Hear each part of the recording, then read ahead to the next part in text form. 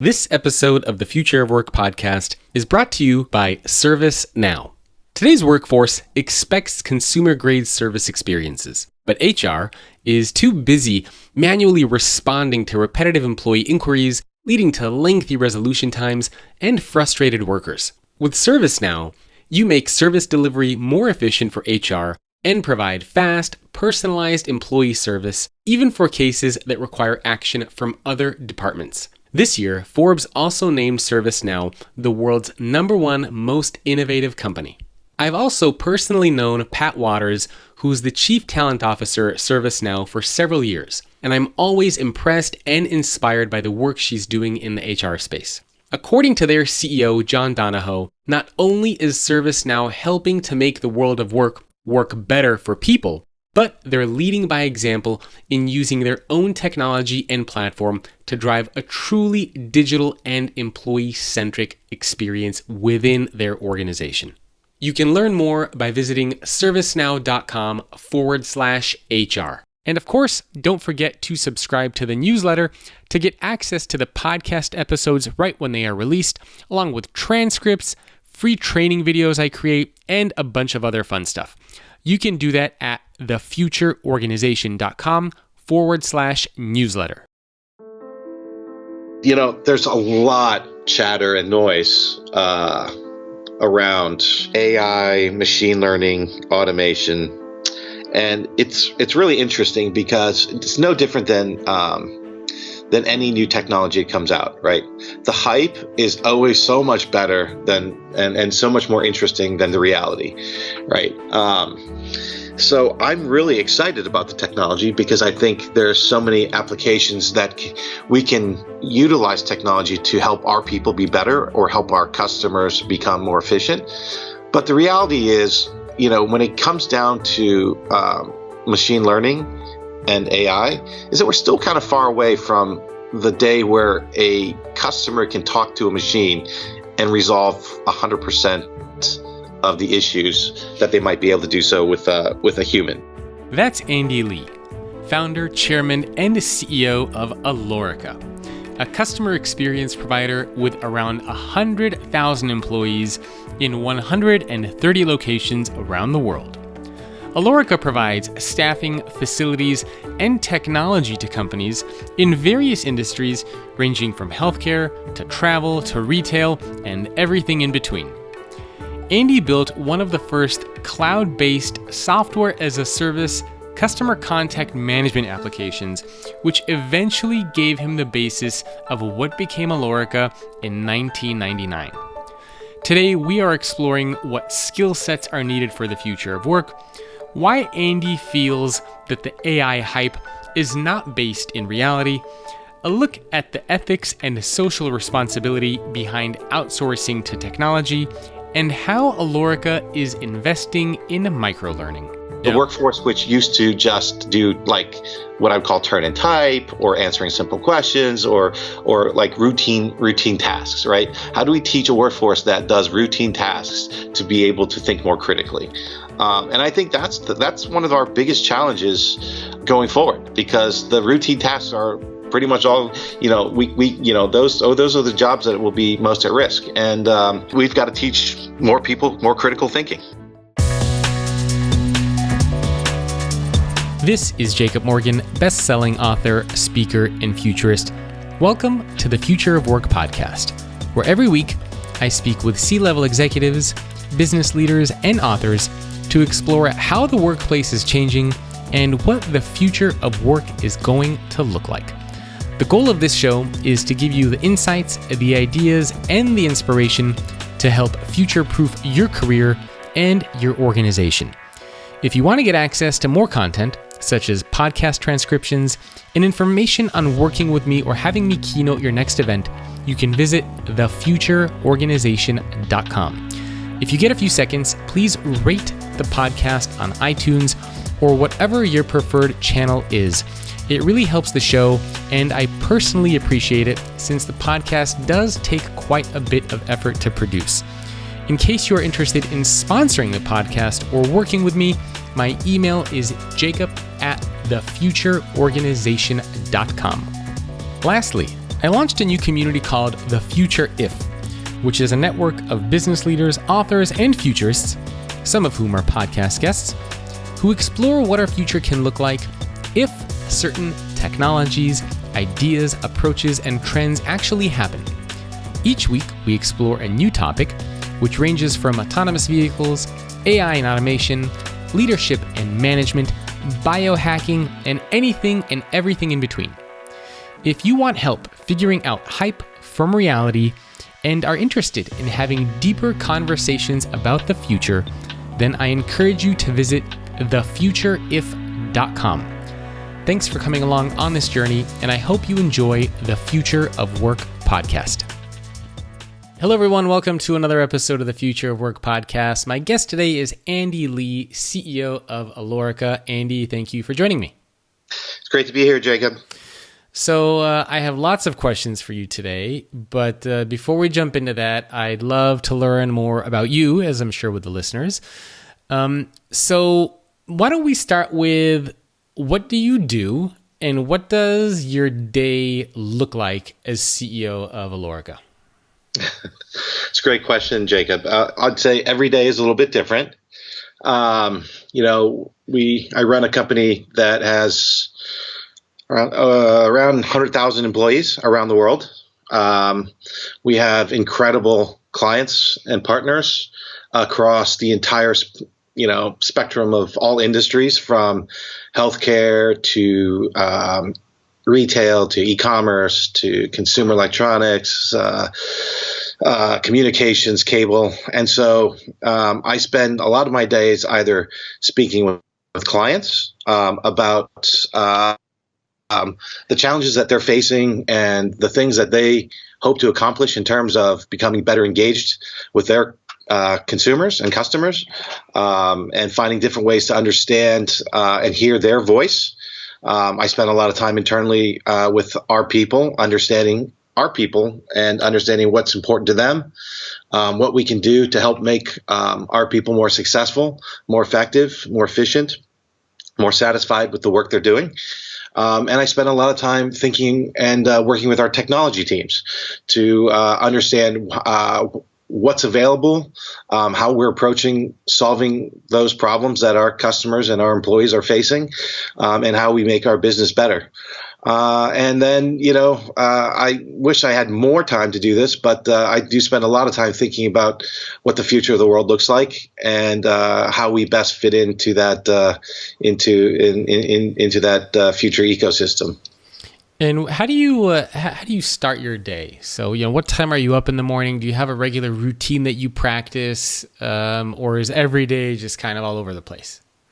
So that's a great. I wish. Okay, so I would tell you what I wish I do. I wish I woke up at like 5, and I wish I went to work out, and then I wish I started my day after having a cup of coffee.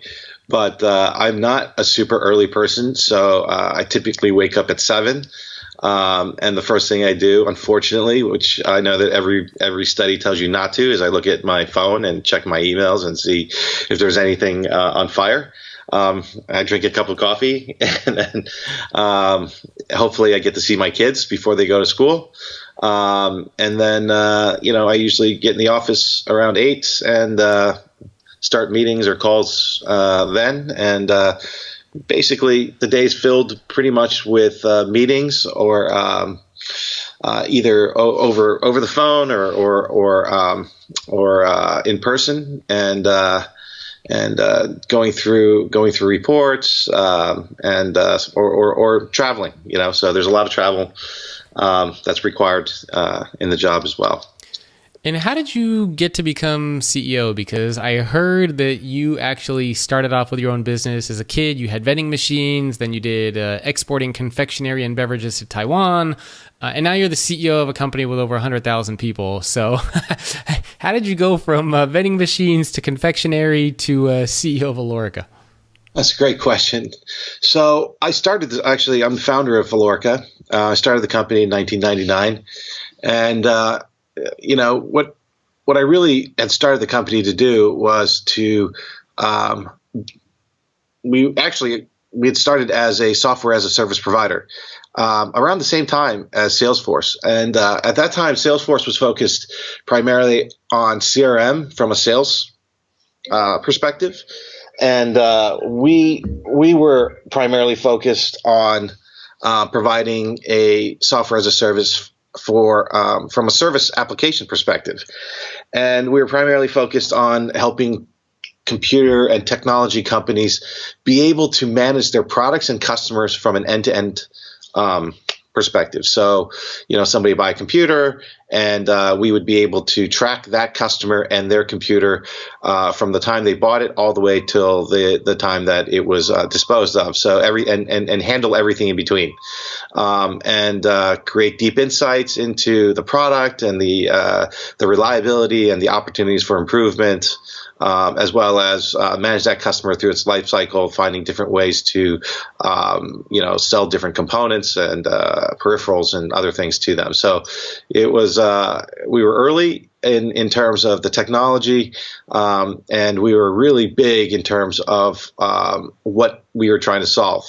And for the first 3-4 years, that's what we worked on. And we're very fortunate to work with some of the larger names in the computer industry at that time, and be able to provide that end-to-end capability for them. What does Alorica do? What do we do today? Yeah. So what is your main business for people that are maybe not familiar with Alorica, or even in the category that you guys operate in? Maybe you can give people some background information around what you guys do and what even your industry is all about. Yeah, that's a big question as well.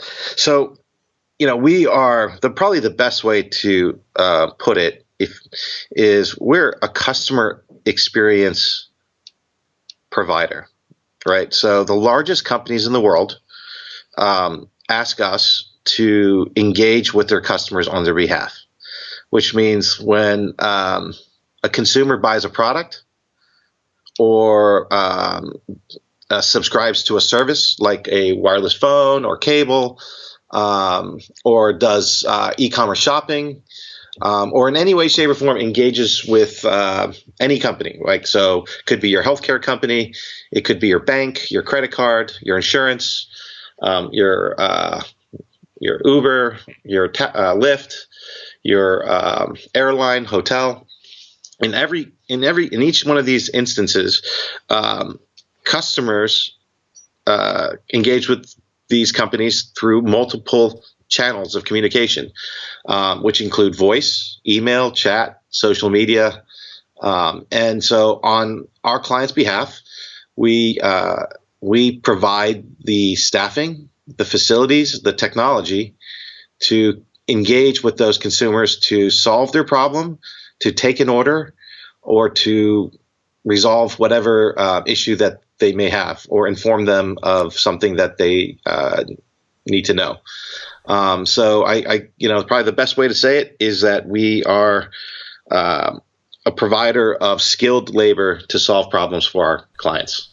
So what would be some examples of where people may have come across Alorica, probably without even realizing that they're actually working with Alorica?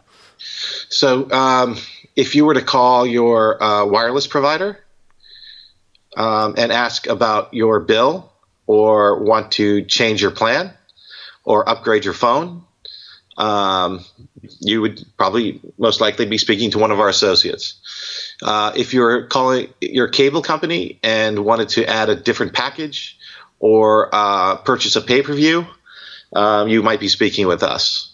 If you were to call your favorite e-commerce company, online company, and wanted to place an order, get more information about a product, or return something, you might be speaking with us. If you were to call an airline to book a ticket, or online travel agency to book a ticket and hotel, you might be speaking with us. If you're enrolling into a healthcare plan, or had questions about the medication that you should be taking based on your insurance coverage, you might be speaking with us. So there's a significant amount of, or if you had TV or a computer and you had a technical issue, you might end up speaking with one of our agents as well. So you guys serve a lot of different companies and industries. That's right. And why? And this is also an industry I'm not super familiar with either. I mean, of course, I've heard of it. I'm aware of it.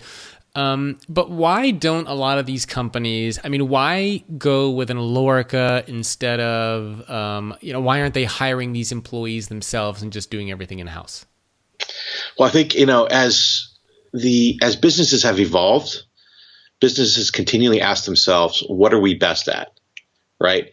And what is our core competency? What are the things that we need to do best? And everybody's starting to specialize in things, right? So companies look to Alorica because we specialize and we invest in attracting, developing, and performance managing people, right? So regardless of the task, regardless of the work, right, we're able to put more energy, more focus, more investment in the functions of attracting, developing, and performance managing people at very large scale. So if you think about a lot of companies, if the amount of attention that's required to manage 100,000 people, it's a lot of work. It's a lot of work, right? And it may distract you from designing the best product, or coming up with the best service, or focusing on technology, right? It may be a distraction because there's only so many things that you can focus on and be great at, right? So what we've chosen to do is to be great at the science and practice of attracting, developing, and performance managing people, right? So we invest a lot in not just doing, but also in the science of match. So understanding people's personalities and what skill sets they have that would best correlate with different types of work, right? We invest in the science of recruiting.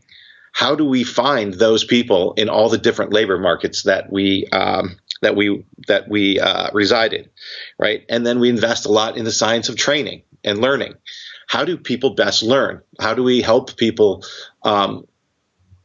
learn faster and retain more in a shorter period of time? And then we also focus a lot in the science of performance management.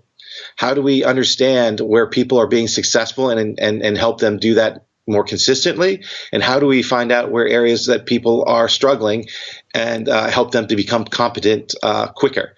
So, if you think about every company and the amount of time that they have every day, every company can't do everything all the time, or, they can't be great at everything, right? So we as a company have chosen to really be focused on this aspect of the kind of business ecosystem.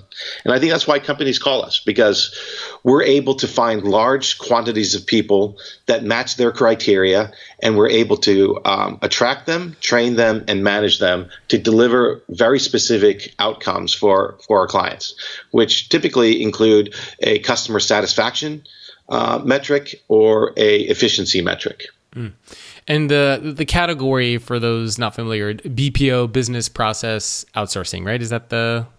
Yes, I mean that's the industry term that we like to use, and it sounds very serious, but but it really is a business process, and outsourcing is just another word for partnering with a company so that everyone can do what they do best, right? And that's really how we really do look at it. We look at ourselves as an extension of our clients in understanding what their goals and needs are, and we focus on doing what we do best so that our clients can do what they do best.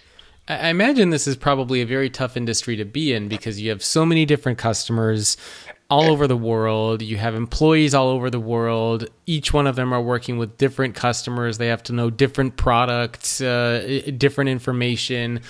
You got to teach them in different ways, train them in different ways. I mean, how do you manage and balance all of this? Because I would imagine the training that you guys have to go through or that you implement inside of Alorica is probably much more complex than the training inside of, let's say, I'll call it a normal company. Well, Jacob, I think you've articulated really clearly the things that I think about every day, right? Which is we have a highly complex environment because unlike our clients who have a specific product or a specific service, we have to be experts in so many different areas, right? And that doesn't mean that every individual in the company is an expert in every different industry or every different practice. It means that we have teams of people who specialize in specific verticals or specific functions.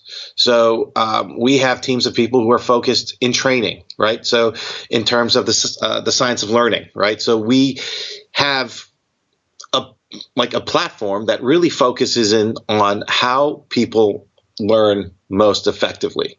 But then we take that platform and we apply it to different industries. So whether it's a healthcare application or a technology application or a consumer finance application, we'll take that fundamental platform and customize it for that industry vertical or that specific customer, right? So there's a lot of design work that needs to be done.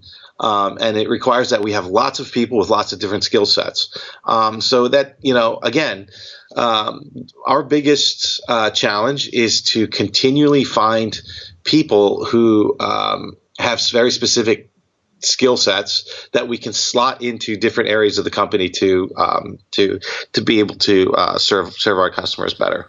But it really is a people business, right? And it really is a business of applying technology to help our people be better, faster, smarter.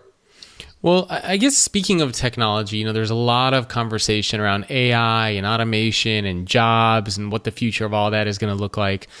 So maybe we can talk a little bit about just starting high level with your general thoughts on AI and automation. I mean, what are you seeing there? What are you paying attention to? And then maybe we can talk about the impact that this might be having on your industry. Yeah, that's great question, Jacob. There's a lot of chatter and noise around AI, machine learning, automation, and it's really interesting because it's no different than any new technology that comes out, right? The hype is always so much better than and so much more interesting than the reality, right? So I'm really excited about the technology because I think there's so many applications that we can utilize technology to help our people be better or help our customers become more efficient. But the reality is, when it comes down to machine learning and AI, is that we're still kind of far away from the day where a customer can talk to a machine and resolve 100% of the issues that they might be able to do so with a human, right? Their machines still don't have the ability to have full context that a human has, right? I mean, if you think about a machine, you're really starting off with a completely zero slate, right? Humans, by the time you're 21, you have 21 years of context, right? Through engaging with friends, school, TV, movies, podcasts. But if you are a computer, you have no context. So the question is, how do you get a machine to have enough context to be able to answer a question? It's a really interesting thing that a lot of people are spending a lot of money trying to solve, and there's been an amazing amount of progress in what I would call the last 10 years, and even more so over the last 3-4 years. But and it continues to accelerate, but it's still. We're still in the early phases of really understanding how to do it well and how to apply it, right? But when it comes to our business and it comes to things that our clients are trying to solve and how we're applying it, we're really focused on automation, right? We're really focused on finding those tasks that are redundant or the similar tasks that we can eliminate human touch from, right? So if one of our agents has to do something 100 times a day, how do we find a way to automate that task so that they don't have to type something 100 times a day, but can really focus on listening to the customer and really understanding what they're asking, and focus on being empathetic as well as serving the customer better. And so, we're looking at and we're implementing automation in many different areas that just makes people's jobs a little bit easier and allows them to focus on the more high value aspects of what they do. We're continuing to use analytics to understand patterns and behaviors, whether it's for understanding what customers are looking for and how best to respond, or even, what type of personality is best suited to handle what type of customer, or even what type of customer, right? So it's no different than the algorithms that we're working on and looking at. In some ways are similar to what the Match.coms are doing, right? Where they're trying to find personality profiles that have a higher percentage chance of being a match, right? And so we're working in applying those types of principles to our business as well. So it's a really exciting time to be in business today. I think there's so many new technologies that you can apply. We're applying chatbots to recruiting, right? So in the past, we would have lots of applicants have to call in and speak to recruiters. But the reality is the majority of those interactions are the same, which is there's somebody who's looking for a job. They want to understand what the job profile is and different characteristics of the job, and we can answer almost 100% of those questions through chatbots now, right? And it's a highly efficient interaction that I think our applicants from all the data that we've seen have been have had extremely positive reactions to, right? And so now we're starting to take those experiences and apply them to our customers' businesses as well. So you mentioned quite a lot there. So I have a couple follow-up questions. I guess starting with looking at the world of chatbots, because that's a very, I think, an interesting space. We keep hearing about chatbots on the customer experience side, chatbots for the employee experience side. And I hear very mixed things from companies and even from individuals, right? Sometimes you hear stories that chatbots are useless. They don't do a good job of answering any questions, and people get frustrated and it's annoying. And sometimes you hear positive experiences like the one you mentioned, where you're able to answer questions that a prospective employee might have. Is a chatbot AI? Would you bucket it under the AI category? Would I bucket a chatbot under the AI category? Well, it's funny. I think a lot of people are putting everything into the AI bucket. Yeah, that's the confusing thing. Like, it's hard. Like, what is AI even anymore? Like, how do you explain it? If you were to ask me, I would say chatbots are more like rules-based automation. Okay, where you define. It's more about if-then statements. If a person asks a question and they answer A, then do this, right? To me, that's not really AI, okay? That's just like using logic to and using some technology to create some decision trees, right? But a lot of people think that that's AI, right? To me, AI really starts with machine learning, right? And that's the most complex part about AI is how do you teach a machine a subject so that at some point in time, that machine maybe in the beginning is 30% accurate, or has the ability to answer 30% of the questions, and then maybe next day 35. And obviously the goal is one day to be able to get to 100. Now I don't know that that's going to ever be possible, except for maybe more simplistic or basic type of questions. But AI is the ability for a computer to start to have the ability to make contextual decisions, right? And it's not like a chatbot to me is one dimensional, right? It's really like pre-programmed to go through a decision tree, right? Whereas AI is like many layers of multi-dimensions, right? And so I don't personally consider chatbots AI, right? But whenever something becomes really overhyped, everything gets kind of piled into that box. I don't know if that answers your question, Jacob, but no, it does. Because I totally agree. I don't bucket a chatbot under AI, but I feel like nowadays you're right. Everything goes under the AI category to the point where it's sort of like I ask people, "How do you define AI?" And there are no. It doesn't seem like there's a common acceptable definition of what AI is, which is weird because we keep talking about it, but Jacob, I'll tell you the funniest story. I've brought in some of the biggest AI companies in to meet with me, and I said, "Show me like some examples of AI," and the example they showed me is something that I did in 1999. It was the first thing that I did, which was I built a email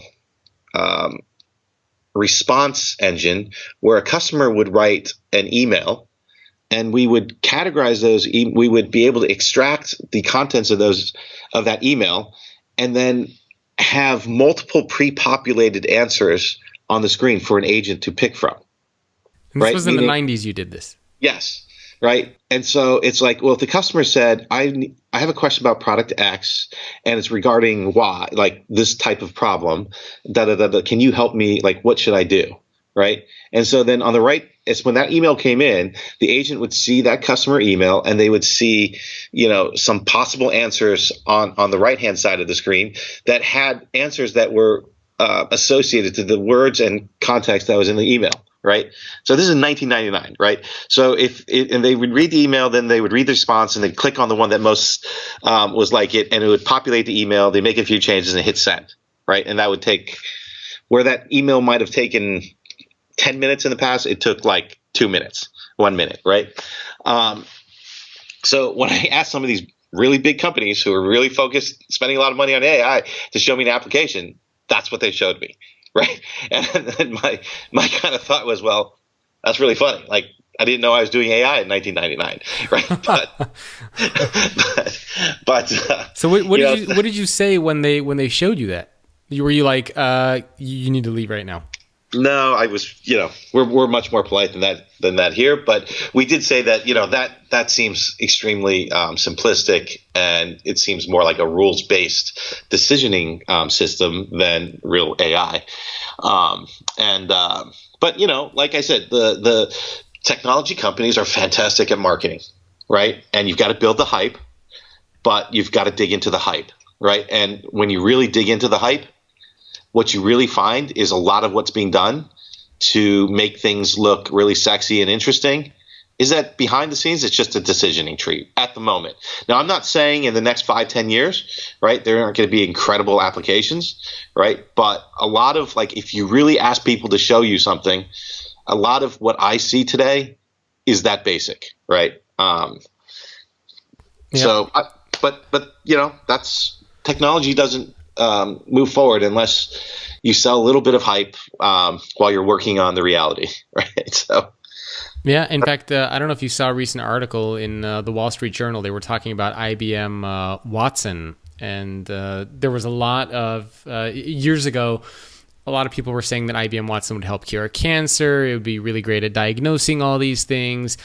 And a recent article came out 2-3 weeks ago that actually said that a lot of hospitals and doctors are actually getting rid of Watson.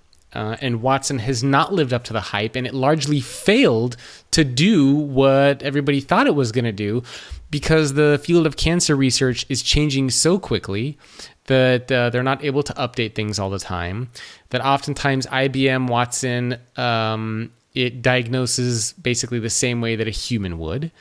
And there's been this kind of like the balloon, the air has been let out of the balloon when it comes to the applications of IBM Watson in healthcare. And part of me wonders, if you look at the history of AI, there's always like these boom times, and then there are periods that they call the AI winter, where like we realize that we've reached a hurdle, funding dried up, we can't make progress in something. And so part of me wonders if even in the coming years, if we're going to get to some sort of like an AI winter where like the bubble is collectively bursting and we're kind of like, we're really not there where everybody says we are. So I don't know. It seems... I would say this. It's one of the most people, I think, when they hear AI, they're like, whoa, I just need to plug in this magical black box called AI and all my answers will be, all my like problems will be solved. And then I think when they start going on the journey and they find out how much work is required and how many hurdles are really in front of you, you had kind of mentioned it, but it really starts to test your fortitude for wanting to do it.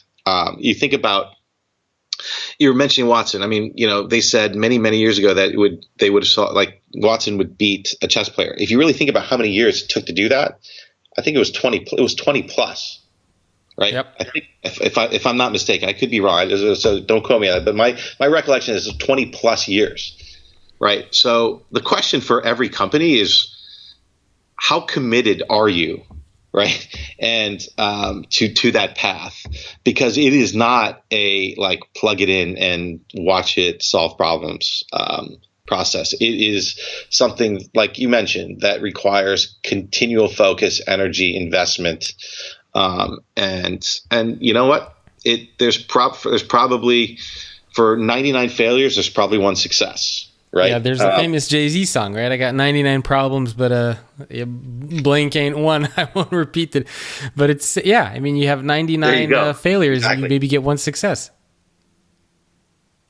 That's right. And so, the thing that I do believe, though, is that what's great about our country, this world, is that people are willing to take those challenges. So I do believe we will see progress. And we're committed to continue to focus on the science of learning, right, and not give up. But I'm also extremely pragmatic and realistic in that there's no silver bullets, and these things all take time. And we'll collectively all get there, but it's not overnight. For sure. And now let's take 90 seconds to hear from our sponsor, ServiceNow, and their Chief Talent Officer, Pat Waters. Every company has an employee experience, those intentional and those organically created. For CHRO, you start by crafting your vision and you look at those moments that matter. They look at what is the business problem or opportunity they're trying to achieve, and they craft their talent strategies to not only achieve that goal, but actually to set themselves apart differentially in the marketplace to attract great talent. What I like to look at with my peers is, how do you automate the processes that are repetitive? How do you create insights into tools and technology that allow me to think ahead, not 2 steps, maybe 5 steps? How do we create tools that create less friction for me as an employee, that makes me free up opportunity and time to do things that I love to do? That is changing the way people do work. CHROs are helping redefine how talent works today. The benefits of intentionally crafting an employee experience is high. It's retention, it's engagement, it's better productivity, it's unlocking discretionary effort. So if you free up some of my time, and I'm excited about my job and my work and collaborating, then I'm going to use that extra cycle to help others be successful. If you don't do that, you will lose that talent that you crafted for such a long time. The most successful CHROs today are looking around the corners, and I can't wait to see what they find. If you want to learn more, please visit servicenow.com/HR. And now back to the podcast. It's also really interesting that there's always a lot of talk when you hear about outsourcing, a lot of people always talk about outsourcing to other countries and other parts of the world. But few people forget that there could also be this idea of outsourcing to technology. And it's, outsourcing to AI, to machines, to automation, et cetera. So I'm curious to get your thoughts on that. How do you balance the human side with the technology side? It seems like there's a little bit of ethics involved, a little bit of social responsibility to make sure that we're still looking after people as well. Yeah, that's a great question. We think about this question quite a bit, right? And I think when I think about this challenge in the long run, it's not something like that's 1 year, 2 years, 3 years away, but it's a huge challenge for our entire society. And it really comes down to how do we train the workforce, the entire workforce, that are like the workforce that's in jobs that may have more risk. How do we work on training a larger population of the workforce to have different skill sets? Because the bottom line is the world is changing, and you go through history, and you look at every different country, and the work that every population in every country around the world has done, it's continued to evolve, right? Evolution and change is the only constant in the world. And so the best thing that we can do as a country, as a world, or even as a company, like just one company in the ecosystem, is to really think about what the skill sets of the future are going to be required and help our workforce get there, right? And those are the things that, we tend to think about quite a bit. As part of our really long-term strategy that we're really focused on, what are the skill sets that are required, and how do we teach our people how to do more of that, and be part of that future. Well, now that you mention it, what do you think some of those skill sets for the future are? So what are you guys focusing on? And maybe after we talk about what those skill sets are, then we can jump into maybe some of the stuff that you guys are doing to help make sure that you teach those skills to your people. Those are great questions. So look, I think in one hand, I think there is a significant amount of work that will be applied to automation, right? Which means taking simple tasks and automating them.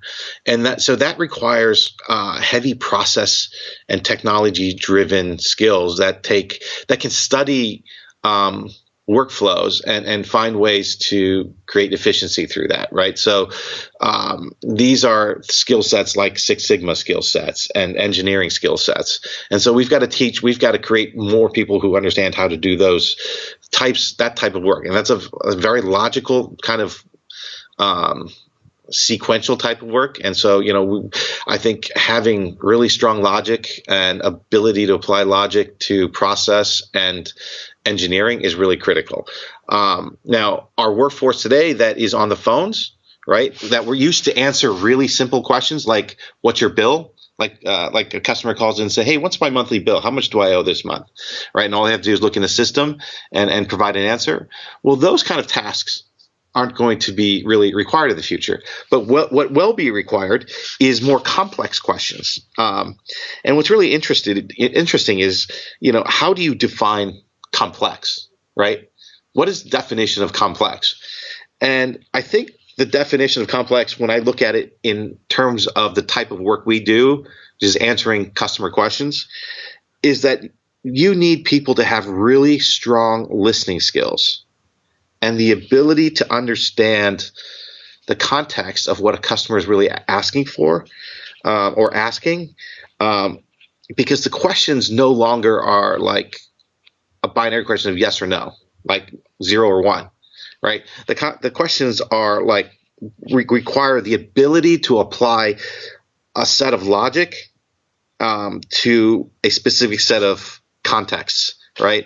And that gets to the root of thinking, critical thinking, right? And so, I still remember, like, I'm Asian, and when I talk to my parents, they grew up in Asia, and they were taught in school through memorization, right? And they were taught to memorize everything, so you always had the answer, right? But I think when we looked at the education system here in the U.S., there was a big focus on critical thinking, right? Which is like, how do you take a set of complex variables or multiple variables and apply context and logic to come up with an answer that's not so obvious, right? And I think that's is a skill set that we need to be able to teach a larger population of the workforce. I think when you look at the top of the kind of pyramid of work, like the highest paid jobs, of course, lots of people in that segment have those critical thinking skills, right? The question is, how do we start to teach that critical thinking skills to a much broader group of the workforce, right? Yeah. The workforce, which used to just do like what I would call turn and type, or answering simple questions, or like routine tasks, right? How do we teach a workforce that does routine tasks to be able to think more critically? And I think that's one of our biggest challenges going forward, because the routine tasks are pretty much all, those are the jobs that will be most at risk, and so that we've got to teach more people more critical thinking, and it's interesting that you mentioned memorization as well, because that's how most schools operate, right? I mean, even when I went to college, as I'm sure when you and your family and a lot of your friends went to college, I mean, you're basically taught to memorize stuff from a book and then to recite that stuff during a test. So it feels like this whole idea of memorization is just kind of like ingrained into every aspect of like how we're supposed to learn, which is totally wrong. And we're now realizing that that's like not a great way to kind of future-proof your career and your life just by memorizing stuff. That's right, because if you think about it, you just ask Siri. If anything that you need to memorize, you could probably ask Siri, and Siri can tell you the answer, right? Yep. And so that is definitely not the way of the future. But critical thinking is not an easy thing to teach, right? It's true. Yeah. Well, you touched on some of these skills that are going to be important. So how do we begin to start to teach these things? And maybe you can talk about, I don't know if there are any specific programs that you have going on inside of Alorica, any stories or examples or details of how you are trying to instill and bring these skills into your company. I think people would love to hear that. Yeah, so this gets to the science of learning, right? And one of the things that we have a fairly strong belief in is that people learn in very short bursts. So we have been investing a lot in microlearning, right? We really believe in microlearning, which is teaching content in very, very small bursts, 5 to 10 minutes, right? I think people in general, attention spans have gotten shorter and shorter, right? Which is why you see kids today unable to watch a 2-hour movie or even sit through a 1-hour TV show. Yeah, right? It's pretty crazy. It's crazy, right? Because they're used to 5-minute snippets, 2-minute snippets on YouTube. And so rather than kind of fight that trend, right, we're using microlearning to ensure like maximum engagement, right, of agents' attention, or of people's attention span, right? And what we've seen is that through microlearning, people retain 20% more information, and we eliminate retraining by 80%, right? So using these kind of short burst videos, we're able to teach concepts to people with higher retention and less rework or retraining, right? And I think the other aspect that's really critical is doing role playing, right, in group sessions. Like the ability to experience and kind of talk through scenarios in a group setting, we find is also extremely helpful. Right.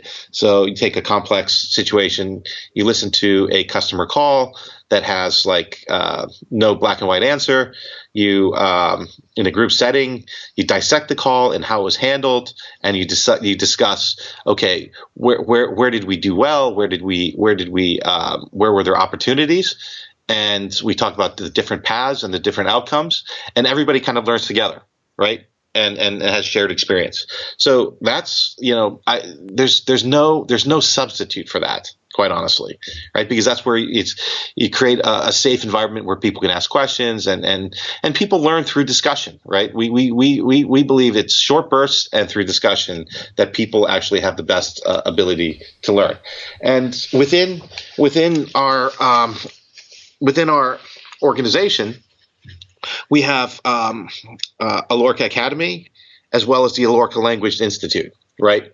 Where in the Alorica Academy, we're teaching leadership skills, which is all around critical thinking and situational behavior, and which means like teaching leaders how to assess situations and pick the right action, right? And that's a lot. We do a lot of role playing in that in Alorica Academy, and within Alorica Language Institute, we're teaching people around the world how to speak English, in a more correctly, as well as like understanding context and cultural issues, so that when they're speaking to customers and consumers, they understand the context of the question that's being asked. But that's all through role playing as well as microlearning videos. So we're really trying to apply those two concepts to a variety of different specific tasks. What is it like to work at Alorica? So I know that's probably a hard question to answer because you have some people that are in corporate, you have some people that are different parts of the world. But in general, if somebody were to say, hey, what is it like to be a part of Alorica? How would you describe or explain what it is like to work there? Well, we've experienced a lot of growth extremely rapidly. Like, we've over the last 3 years, we've probably grown 4x. And so, I think, which is crazy, by the way. That's like insane growth. Insane growth, right? And so, I think the interesting thing is that if you're curious and interested, and you're willing to ask questions and dig for opportunity, there is significant opportunity to move all over the company, whether it's from one country to another or one department to another, to develop different types of skill sets. But it's extremely fast paced. So you've got to be able to adapt quickly, and know how to ask for help, right?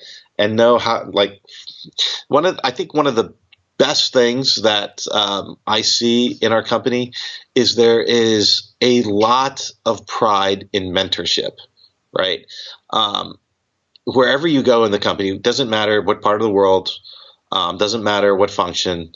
What you hear the most is like people who say, I'm so proud of so-and-so. They used to work for me. I mentored them, and now look what they're doing in the company. Or you'll hear statements like, I really loved my manager, Joe, because Joe really focused on teaching me these skills and helping guide my career. And today, look how far, what I'm doing today. I really love what I do, and I've progressed in these ways, right? So I think it's the best part is that we have a workforce that really finds pride and joy in helping others develop and be successful. But it's like anything in life, right? It doesn't come. It doesn't just come. You have to actively search for it. Meaning, you have to be open to it. and you've got to put yourself out there as someone who's willing to do it, right? And like we always say, the more you put in, the more you get out, right? It's the same. That philosophy applies to every part of life, and this is an organization where the more you put in, the absolute more you'll get out, because there are so many people here willing to invest in you if you're open to it. Yeah, which is great. I mean, it sounds like you guys are doing a lot of really interesting things. You have the coaching and mentoring, you have the learning, education, and training programs that are going on. Yet at the same time, I know for your industry, it's very, very hard to scale culture. It's very, very hard to deal with turnover, right? Which is notorious for your industry. Glassdoor ratings are very, very hard for your industry. So how do you deal with that? I mean, do you look at things like Glassdoor ratings? Are those important? I mean, why do you think are they lower for your space? Why is turnover so hard for your space?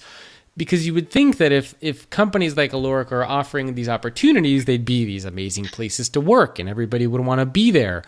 But still, it's so hard. Why is it so hard? Well, let's start with some of the fundamentals, right? Some of the fundamentals are this. For many of our employees, this is their first job ever, right? So if you think about what that really means, that means that a first job means that you come into a place without context of what it means to be accountable or responsible, or to be an environment where there are standards and expectations, right? And that means that we as an organization have a really significant and critical responsibility, which is to teach a lot of these kind of first job employees what all those concepts really mean. Right. And while, I think in the beginning, I thought those things, I assumed incorrectly that, like all people enter the workforce with a comprehension that, you take a job and you should embrace it with accountability and understand that there's expectations. Right. But it's not that way, right? Quite honestly. So it's part of our responsibility to society. It's part of our responsibility to our people, and it's part of our industry's responsibility to help these as many people as we can really understand what it means to take a job, right? And while that may seem like a really basic concept, we aren't hiring the same people as the tech industry, right? As a Google or an Amazon or an Apple, right? We're hiring a lot of folks who, are first time job seekers, right? And maybe haven't had that level of accountability in their life, right?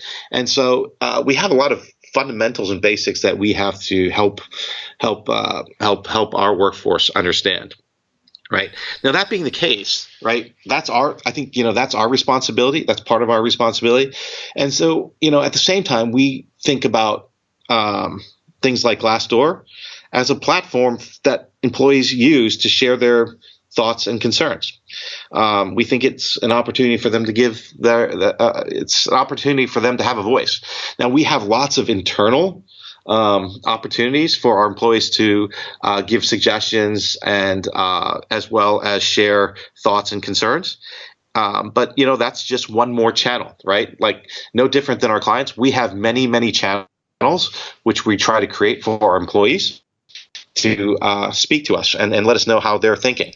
So for things like Glassdoor, like every other channel, we're constantly monitoring it and we're constantly learning from it, right? So we read and study every post, and we try to understand if there's something that's fundamental or something that's situational, or is it something that we can fix in our platform and in our infrastructure or in our our leadership or our training to address, and because you really take Glassdoor seriously. I mean, you read through all the posts and take time to kind of study that stuff.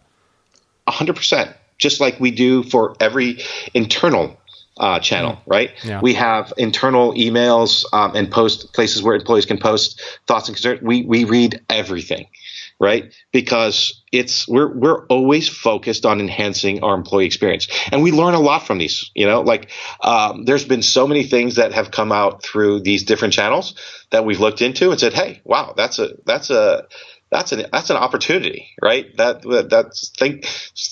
Thank you for raising that issue.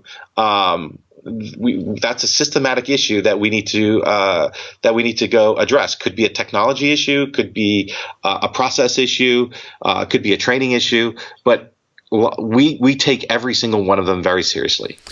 I realized I never thought to ask most executives this, but do you find that the internal data that you collect on your employees matches the external data?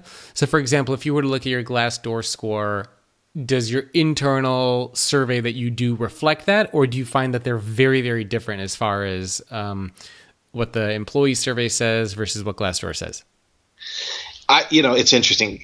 We do look at that, and what we find is that it is different. Our internal surveys are more balanced. Like we'll get lots of suggestions on improvements, but we hear a lot more of the positive, right? We hear more about the culture. We hear more about the mentoring. We hear more about the opportunity creation. We hear more about the success stories. We hear more about the company working to take care of each other, right? We hear a lot of the things that are fundamental to our culture and fundamental to our beliefs. Those things are really shared quite widely internally. When we look externally on things like Glassdoor, what we see is primarily the issues that are more like critical, right? And so it's a little more unbalanced, we believe, in Glassdoor than it is internal. But for us, it doesn't really matter because we take every channel to understand what we have opportunity to do better and what we're doing well, right? So it's just to us, it's just a channel. Yeah, no, that's interesting. Well, maybe to wrap up before I have some fun questions that I wanted to ask you, maybe the last more serious question.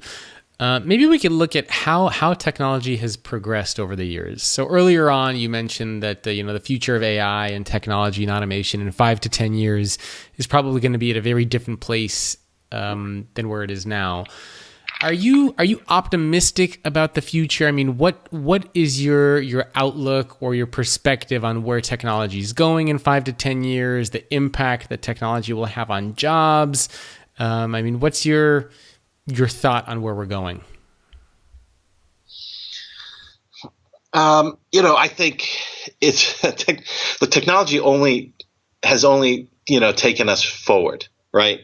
If you look at the overall net effect of technology, right? Yes, sometimes there's certain aspects of it that are negative, like has technology created a generation of kids and adults who are kind of addicted to devices or addicted to social media, or has it created some I guess societal issues like more anxious kids because they're on Absolutely. Facebook, right? Have they created kids who are playing Fortnite all the time and lack balance in their life, right? And which creates other issues.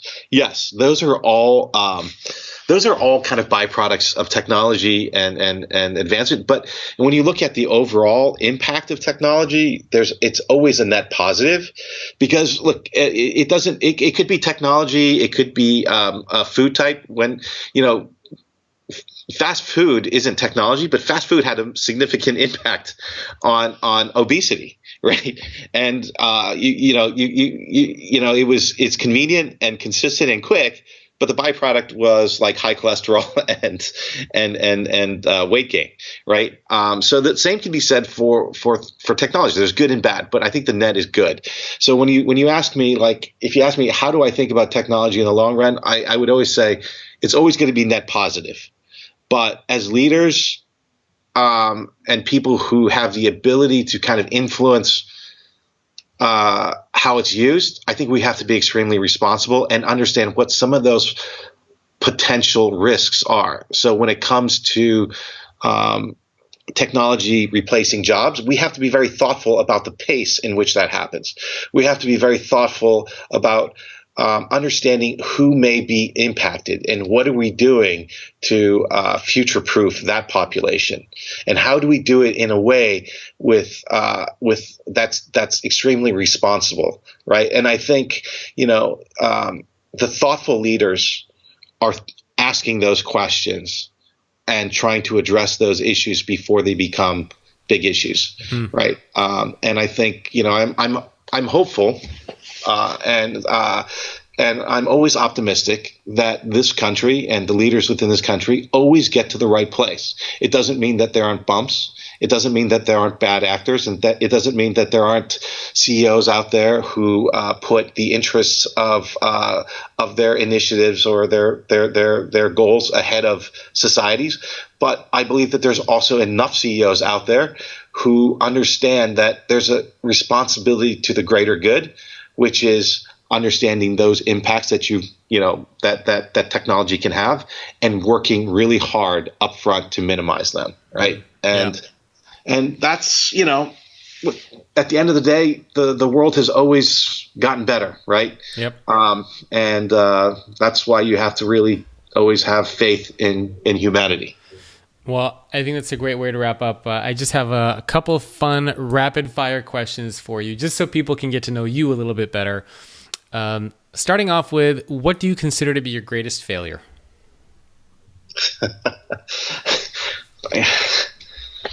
Goodness, there's so many. You mean like a specific? Yep. Is there a specific failure that you remember that was just like a disastrous, or whatever the most spectacular failure might be?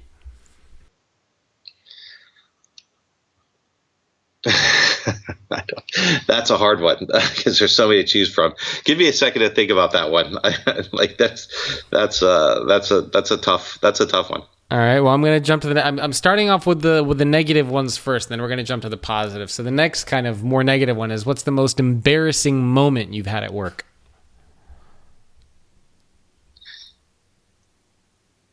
It's funny because I don't really remember too many. Maybe. I don't like a lot of attention, so I think probably some of the things that I get really embarrassed about is when I go visit, all of our sites around the world, and our people are so gracious, and I don't like standing in the middle of a room, and I always end up in the middle of the room with our amazing people singing or dancing or doing amazing things to show me their talents. But it's just those are uncomfortable situations for me. Just because I don't like being the center of attention. But all right. What are you most proud of? I'm most proud of the culture that we're building here at Alorica, right? One that's really focused on making lives better, and one where people really care about each other in the most fundamental way. And the fact that I get to see that on a daily basis and hear those personal stories, and see those like incredible acts of generosity and kindness, that's what I'm most proud of. Okay, that's a good one. What's the hardest business decision you've ever had to make?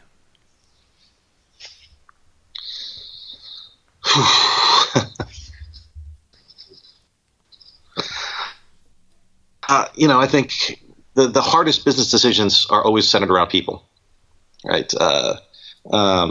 Whether it's hiring or letting go, right? Those are the ones that are most difficult to make for me personally. Okay. What is your favorite business or non-business book? Oh, these are tough questions. These These are like harder than the actual the series questions. I know, because I read a lot of books, but I don't really have any favorites. Quite honestly. I find every book to be interesting.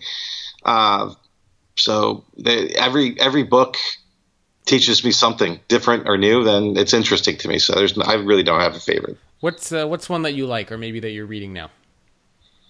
Well, right now, because we're looking a lot in India. I'm reading a book about the industrial development of India, and so that's really interesting to me too, because I'm trying to better understand the culture, better understand the system and how it was created, and what's critical. Yeah, so those are things that as I look to different parts of the world, I always try to understand a little bit about how things got to where they are and why.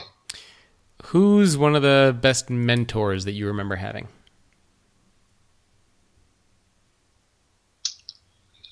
Or coach or advisor? I've had so many. I think I'm pretty fortunate in that way. I've had a lot of mentors. One of them is a gentleman. His name was YC Lou. He actually helped me run the company in the very early years. But he was a great mentor, mostly because he listened and was very non-judgmental, but gave advice in a very Yoda-ish kind of way. But hopefully not with a Yoda voice. No, not the Yoda voice, but he would teach through question. Yeah, Right. That's always nice. All right, and last question for you: if you were doing a different career, what do you think you would have ended up doing instead? I probably would have either been a business analyst, software programmer, or maybe a quant. Ah, very nice. I like math. And anything jog your memory for greatest failure? Or a failure? Not beating my kids in basketball. And they're only 9 and 13. All right. We'll accept that one.